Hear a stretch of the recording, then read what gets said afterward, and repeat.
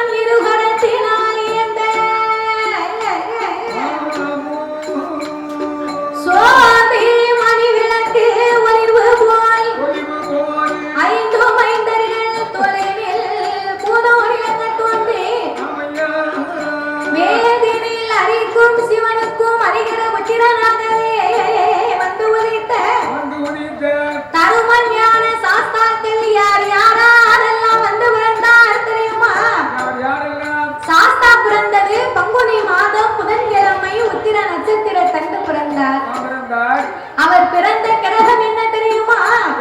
பங்குனி மாதம் புதனது உத்திரம். ஐயா பங்குனி மாதம் புதனது உத்திரம். நல்ல பௌர்ணமி பஞ்சமி கடனேல கடத்தி இங்கித மாதவே அமர்ந்தேயோத்தி ஆதிக்கும் சிவனுக்கும் பிள்ளையாய் பிறந்தார். அவர் கையில்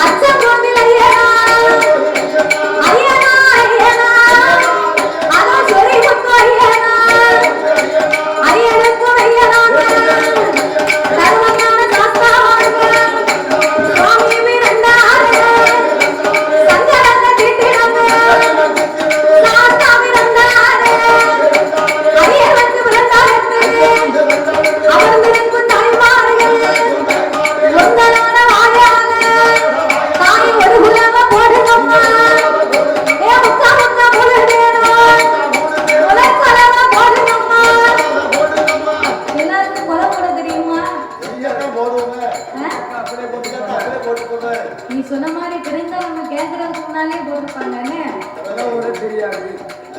இதுக்குதான் எங்க தாத்தா அப்பவே சொன்னாரு. போகும்போது நம்ம ஊர்ல இருந்து 4 கிழவியை கூட்டு போவோம்.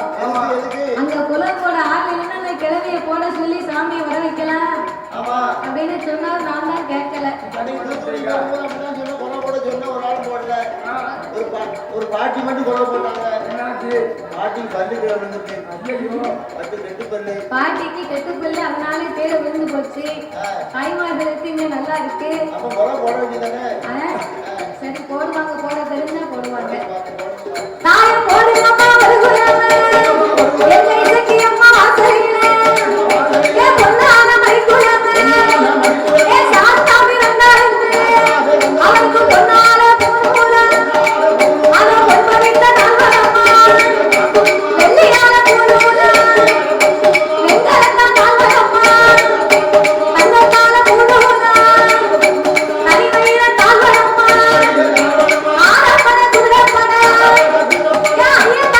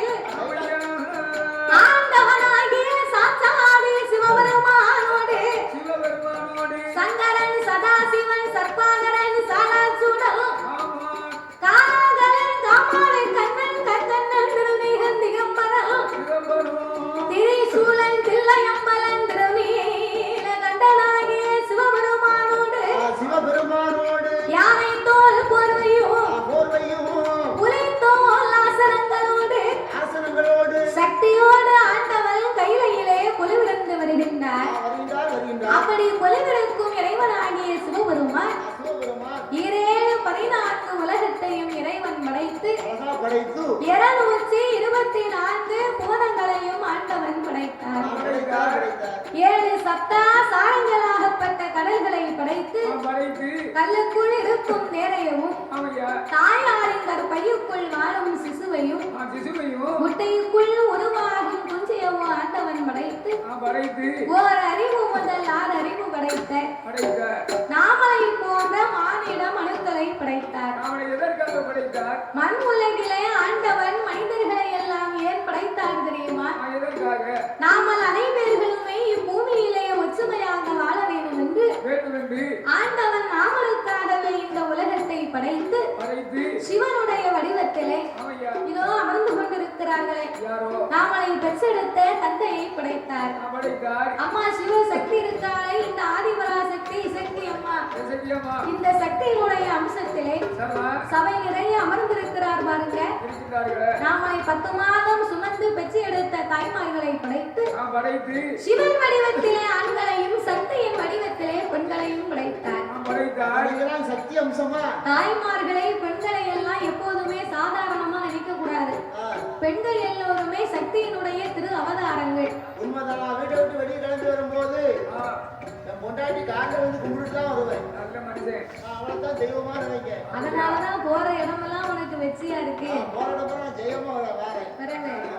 அதனால சக்தியின் அம்சத்திலே பெண்களை படைத்து ஆணென்றும் பெண்ணென்றும் ஆண்டவன் அகில உலகத்தையே உண்டு பண்ணினார்.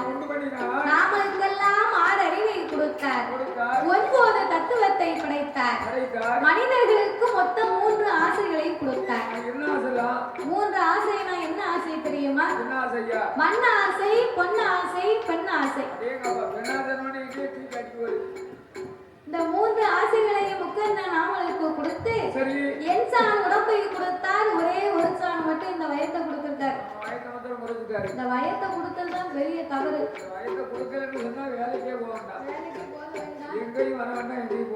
அதாவது ஆண்டவன் ஒரு சான் வயத்தை கொடுத்ததுக்கே நம்ம உலகத்துல என்ன பாடுபடுதோம்? இரவன்னும் பாராம பகலன்னும் பாராம சனிக்கிழமையா இருந்தாலும் ஞாயிற்றுக்கிழமையா இருந்தாலும் காய்ச்சல் அடிச்சாலும் மண்டை வலிச்சாலும் குறுக்க வலிச்சாலும் காலகை வலிச்சாலும் டாக்டரை பார்த்து ஒரு ஊசியை போட்டு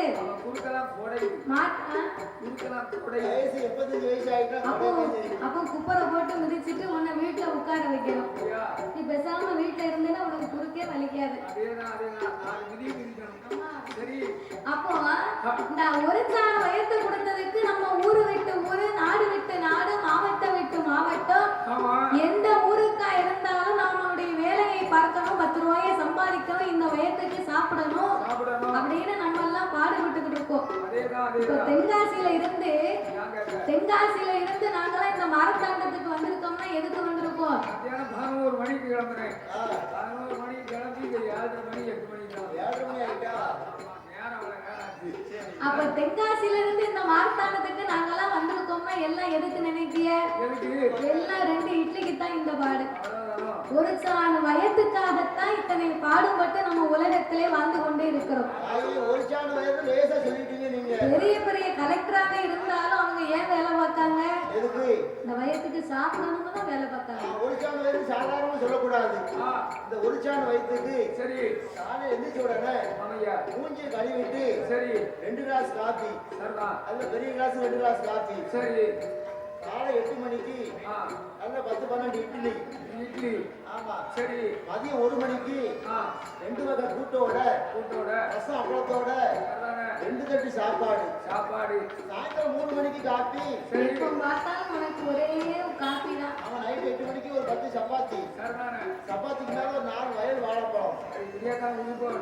ஆமா எனத்த போட்டாலும் அது போது ஒரு சான் வைக்கிற. அப்போ ஒரு சான் வயத்தை கொடுத்ததுக்கு இந்த பாடுன்னா உடம்பெல்லாம் ஆண்டவன் நமக்கு வயத்தை கொடுத்தா நமக்கு என்ன பாடு? உலகத்தில் விளையக்கூடிய பொருட்களுக்கான அதாவது ஆடு மாடுக்கு வந்து உடம்பெல்லாம் வயிறு, மனிதனுக்கு மட்டும்தான் ஒரு சான் வயிறு. அந்த ஆண்டவன் இதுக்குத்தான் உலகத்துல மனிதனை இப்படித்தான் படைக்கணும் அப்படின்னு நம்மளை படைத்து இந்த தலைக்கு மேல எந்த உருவமும் வேண்டாம், இதோடு உன் உருவத்தை முடிச்சுக்கப்பா அப்படின்னு அப்படின்னு சொல்லித்தான் ஆண்டவன் முடின்னு சொல்லித்தான் தலையில முடிய கொடுத்தார். அதுக்குத்தான் அதை முடி அப்படின்னு நம்ம சொல்லுகிறோம். அப்போ இப்படியெல்லாம் உலகத்திலே படைத்த ஆண்டவன் இரவு என்றும் பகல் என்றும் 2 நாளிகை உண்டு பண்ணினார்.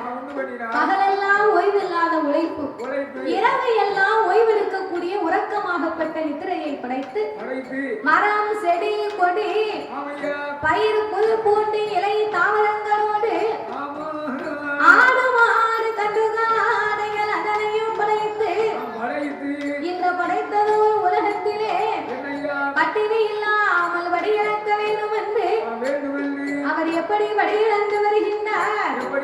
நாய் நல்லதினை எடுத்து நாளை நல்லதினை எடுத்து நாளை நல்லதினை எடுத்து தினை எடுத்து அவர் நாடி எங்கும் அடியளந்தான் அவர் நாடி எங்கும் அடியளந்தான்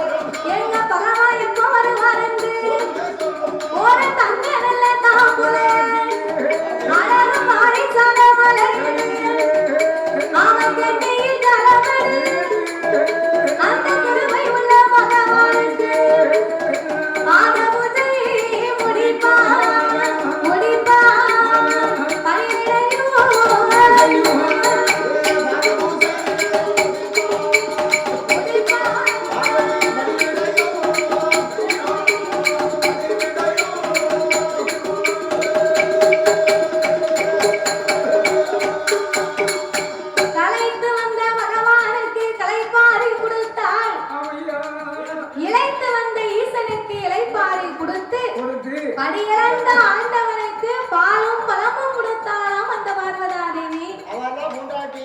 ஏன் உன் வீட்டுக்காரம்மா பிடிக்கலையா? ஏன் பொண்டாட்டி இது நல்லதுன்னு நினைக்கலாமா? ஏன் தாத்தா? நான் விழுக்காட்டு படிச்சு வீட்டுக்கு போகும்போது என் பொண்டாட்டி சட்டாப்பையோட வாசல்ல பத்திரகாளியா நிக்கா. சட்டாப்பையோட நிக்காதா? ஆமா. ஆச்சி ஏன் அப்படி நிக்கா தெரியுமா? எதுக்கு? நீ வில்லுப்பாட்டு படிச்சு வீட்டுல கொண்டு போய் ரூபாயை கொடுத்தேன்னு வையே. ஆமா. ரூபாயை கொடுத்தேன்னா கையில வச்சிருக்காளே சட்டாப்ப, அதை வச்சு நல்ல 2 தோசையை சுட்டு கொடுப்பா. ரூபாயை கொடுக்கலைன்னு வையே, சட்டாப்பையை திருப்பி அடுப்புல காய வச்சு செவிட்லயே 2 பூசையை கொடுப்பா. அதுக்குத்தான் அந்த ஆயுதம். ஆமா, சட்டாப்பையோட வாசல் நிக்கிறத பார்த்த உடனே சரி நான் ரூபாய் கொண்டு மொத்தமா கையில கொடுத்துருவேன். ரூபாய் கையில வாங்கின உடனே லேசா பல்ல காட்டுவா. ரூபாயை கொடுத்தனே பல்லை காட்டுவாளா? அவன் சோத்தை வச்சு திங்கும் போது மட்டும் உனக்கு எப்படி இருக்கு? அதாவது பெண்கள் வந்து நம்ம குறை சொல்லக்கூடாது. ஆனா பிறகு நம்ம உழைச்சி கொண்டு கொடுத்தாருன்னா சரி அவன் நமக்கு வாய்ப்பு வக்கனையா சோத்தமும் கொடுப்பா. அதை விட்டுட்டு நம்ம 500 ரூபாய்க்கு உழைச்சோம்னா 1000 ரூபாய்க்கு குடிச்சிட்டு போனோம்னா அந்த பெண்ணா வந்து என்ன செய்வான்? மண்ணடியா தும்பா. அவன் மண்ணிலே திங்க வேண்டாம், உங்க தட்டுல தான் அது இருக்கும். நமக்கும் வரும். 2 பிள்ளை குட்டி இருக்குன்னா அந்த பிள்ளை குட்டிக்கு என்ன வச்சு கொடுக்க முடியும்? சாப்பாடு வாங்கி கொடுக்கணும்ல. அதாவது ஆணாகப்பட்டவர் 10 ரூபாய்க்கு பாடுபட்டு கொடுத்தா தானே அந்த அம்மா ஏதாவது வீட்டுல சமையல் ரெடி பண்ணி நம்மளை எல்லாம் காப்பாத்துவாங்க. அதுபோல சிவபெருமானும் உலகமெல்லாம் வெளியிறந்து வந்த போது பார்வதாதேவி பாத பூஜை முடித்தால் அவள் பணிவிடைகளை செய்தார். கலைப்பாரி இலைப்பாரி இரு பேர்களுமே கைலாசத்திலே கொலுவிருந்து வருகிறார்கள். அப்படி கொலுவிருந்து வருகின்ற போது பார்வதிக்கு அன்னைக்கு பார்க்க ஒரு சின்ன ஆசை. இறைவன் தானே என்னைக்குமே படியிழந்து கைலாசத்துக்கு வந்து கொண்டே இருக்கிறார். அவரும் தினந்தோறும் படியிழந்து வாரார். பார்வதி நம்ம கைலாசத்துல தினந்தோறும் ஒத்தையிலேயே உட்கார்ந்து இருக்கிறோம். அதனால நேரமும் போகல. இந்த சிவபெருமானுக்கு களைப்பையும் தீர்க்கணும். அதனால நேரம் போகணும், களைப்பை தீர்க்கணுமானா என்ன செய்ய வேண்டும்? டிவியை போக்கணும், நாடகத்தை பார்க்கணுமா? நம்ம வீட்டுல இருக்கு டிவி பார்க்கும். கைலாசத்துல யார் யார் வச்சிருக்கா? அப்போ கைலாசத்துல இருவருக்கும் நேரம் போகணும், களைப்பை தீர்க்கணுமானா ஒருவருக்கொருவர் உட்கார்ந்து ஏதாவது ஒரு சின்ன விளையாட்டு ஒண்ணு விளையாடணும். சின்ன விளையாட்டு ஒண்ணு விளையாடணுமானா சொக்கனும் பார்வதா தேவியுமாக அம்மையப்பன் இருவேர்களும் சொக்கட்டங்கால் ஆடுவதை வழக்கமாக வைத்திருந்தார்கள். அன்றைய தினத்திலேயும் சொக்கட்டங்கால் ஆட வேணும் என்று ஆதிசக்தி பார்வதியா பார்வதியா ஆதிசக்தி பார்வதியா அவள் ஆண்டவனை வரவழைத்து சாமி ஆண்டவனை பகவான் கலைப்புத்தீர இலைப்புத்தீர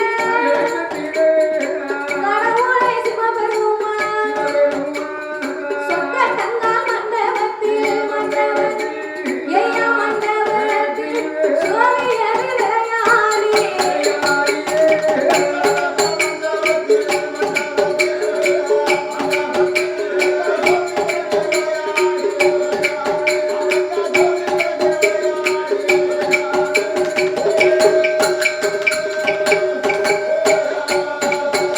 சாமி சொக்கட்டங்கால் மண்டபத்தில் நாம சுவாமியர் விளையாடி சொக்கனோடு இருக்கவே எண்டு மாததா தேவியர் ஆண்டவா பரம்பொருளே நீங்களும் படியிழந்த களைப்பை தீர்க்க வேண்டும்.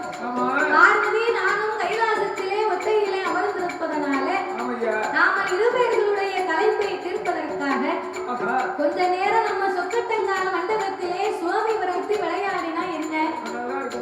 சரி பார்வதி, நம்ம 2 பேருமே நீ சொல்வதை போல நான் சின்ன பிள்ளையா இருக்கும்போது எனக்கு ஒரு 10 வயசு இருக்கும். எங்க அத்தை மாவுக்கு 8 வயசு இருக்கும். ஆமா சரி. நானும் எங்க அத்தை மாவளும் சோறு ஊஞ்சி கறி வச்சு மண்ணு வீடு கட்டி விளையாடுவோம். அப்படியா? சின்ன பிள்ளையா இருக்கும்போது எங்க அத்தை மாவு என்ன செய்வா தெரியுமா? சிரட்டையில மண்ணை கரைச்சி எனக்கு தோசை சுட்டு கொடுப்பா. தோசையை சுட்டு ரோட்ல வச்சா இவர மண்ணு தோசையே உண்மையிலேயே தோசையா நினைச்சு நல்லா சாப்பிடுவாரு. சாப்பிடுவேன். ஆமா விவரம் தெரியாம அப்படி சாப்பிட்டுட்டே இருந்தேன்னா எனக்கு மூஞ்சி வீங்கி போச்சு. மண்ணை தின்னா மூஞ்சி வீங்கும், வயிறு வீங்கும். அவன் உடம்பு கத்து போச்சு. அதுக்கு என்ன செய்யணும் தெரியுமா? மண்ணை தின்னா சோமபத்தம்னு சொல்லுவாங்க. சோமபத்தம். சோமபத்தம்னா அதுக்கு காக்காக்கறி வச்சு சாப்பிடணுமா? காக்காக்கறி சாப்பிடணுமோ? ஆமா. காக்காக்கறி கிடைக்காது. அப்படியா? ஆமா. அதனால மூஞ்சி வீங்கின உடனே அந்த விளையாட்டு வேண்டாம்னு விட்டாச்சு. பகவான் பார்த்து என்ன விளையாடுறாங்க? சிறு பிள்ளையிலே அறியாத வயதிலே நாம இப்படி எல்லாம் விளையாடி இருப்போம். ஆனால் சிவனும் பார்வதியும் களைப்பு தீர இழைப்பு தீர சொக்கட்டங்கால் மண்டபத்திலே சோவி விரத்தி விளையாட வேணும் என்று பகவானும் பார்வதியும் தூசி மெத்தை விரித்து மெத்தையின் மீது அமர்ந்து கொண்டு இருவேர்களுமே சோவி விரத்தி விளையாடணும் இருக்க அப்பதான் பார்வதி சொன்னா அந்த பரம்பொருளே என்னைக்குமே விளையாடும் போது நம்ம 2 பேர் மட்டும் தானே விளையாடி கொண்டு இருக்கிறோம்.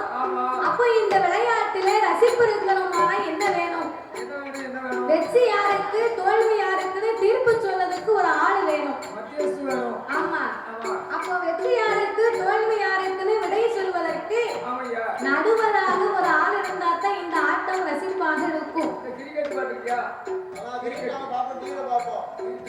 சக்திய கிரிக்கெட் அடிக்கும் போது மத்தியஸ்தா ஒரு ஆள் இருப்பாரு, நடுவுல ஒரு ஆள் நிப்பாரு, இடமே ஆள் நிப்பாரு.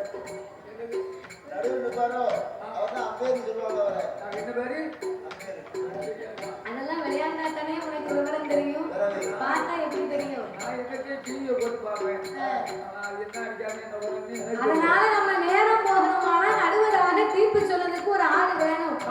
அதுக்கு யாரை வரவழைத்தா சரியாக தீர்ப்பு சொல்லுவார் அப்படின்னு யோசித்து பார்க்கும்போது அப்ப பார்வதி நினைக்கிறா, வேறு யாரையாவது நடுவராக வைத்திருந்தோம்னு சொன்னா நம்ம மேல கீழே ஏதாவது விளையாண்டாலும் கூட நம்மள தோல்வி பெற்றா அப்படின்னு சொல்லுவாங்க. நம்ம கூட பிறந்த அன்னை கோபால கண்ணை வந்தாத்தான் நம்ம தோல்வியை அடைந்தாலும் நம்ம தான் வெற்றி பெற்றோம்னு கொஞ்சம் ஏன்ட்டு பேசுவார் அப்படின்னு பார்வதி அண்ணனாகிய கோபால கண்ணனை வரவழைத்து அவரையே நடுவராக தீர்ப்பு சொல்ல அமர வைக்க வேண்டும் என்று ஆதிசக்தி